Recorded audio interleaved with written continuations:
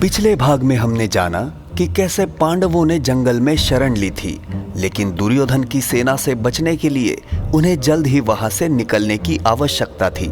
इस दौरान पांडवों ने हिडिंब राक्षस का वध किया था, जिसके बाद भीम और हिडिंबा के बीच प्रेम पनपा। अर्जुन ने युधिष्ठिर से कहा, हमें अब इस जंगल से जल्द ही जल्द निकलना चाहिए, अन्यथा दुर्योधन की सेना हमें ढूंढ लेगी। युधिष्ठिर अर्जुन की बात से सहमत हो गए। पांडवों ने अपना सामान बांधा और आगे बढ़ने लगे। हिडिंबा चुपचाप उनके पीछे चलने लगी। कुछ दूर चलने के बाद कुंती ने अचानक पीछे मुड़ के देखा और पाया कि हिडिंबा उनके करीब आ रही है। एक राक्षसी को पास आते देख कुंती को आश्चर्य हुआ। वो रुककर हिडिंबा से पूछने लगी, तुम हमारे पीछे क्यों आ रही हो? तुम कौन हो और क्या चाहती हो? हिडिंबा ने कहा, माता, मैं राक्षस हिडिंब की बहन हूं। आपके पुत्र भीम ने मेरे भाई का वध किया है और मैं उन पर मोहित हो गई हूं। मेरे भाई के मृत्यु के बाद मैं अकेली और असहाय हूं। यदि आप मुझे अपनी पुत्र वधू के रूप में स्वीकार कर लेगी तो मुझ पर बहुत बड़ा उपकार होगा। कुंती ने हिडिंबा का हाथ भीम के हाथ में रखते हुए कहा, यदि तुम दोनों एक दूसरे को पसंद करते हो तो मुझे कोई आपत्ति नहीं है। तुम भीम को अपने साथ ले जा सकती हो। दिन भर तुम उसके साथ रह सकती हो, लेकिन रात में उसे हमारे पास तुम्हें लौटाना होगा। हमारी सुरक्षा के लिए रात को भीम का हमारे साथ रहना जरूरी है। भीम और हिडिंबा एक दूसरे को देखकर मुस्कुराए। हिडिंबा ने अपना वास्तविक राक्षसी रूप त्याग दिया और एक सुंदर स्त्री का रूप धारण किया। भीम को यह देखकर सुखद आश्चर्य हुआ।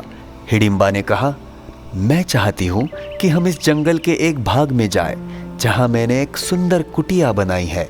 वहां हम कुछ समय बिता सकते हैं। भीम हिडिंबा के साथ जंगल के गहरे हिस्से में चला गया।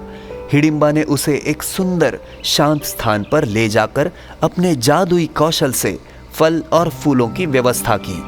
वो भीम के लिए भोजन तैयार करने लगी और दोनों ने साथ बैठकर भोजन किया।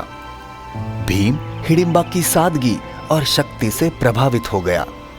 इस दौरान हिडिंबा ने भीम को अपने जीवन की कहानी सुनाई। उसने बताया कि कैसे उसका भाई हिडिंब हिंसक और निर्दयी था और जंगल में आने वाले हर व्यक्ति को मार डालता था। वो खुद उस जीवन से थक चुकी थी और प्रेम और परिवार की चाहत रखती थी। भीम ने उसकी बातें ध्यान से सुनी और उसके प्रति सहानुभूति प्रकट की। कुछ समय बाद हिडिंबा ने भीम से कहा, मैं चाहती हूं कि हमारा एक पुत्र हो जो महान योद्धा बने और आपके वंश का नाम रोशन करे। भीम ने इस पर सहमति से सिर हिलाया। दिन के समय भीम हिडिंबा के साथ रहता और रात को अपनी मां और भाइयों के पास लौट आता।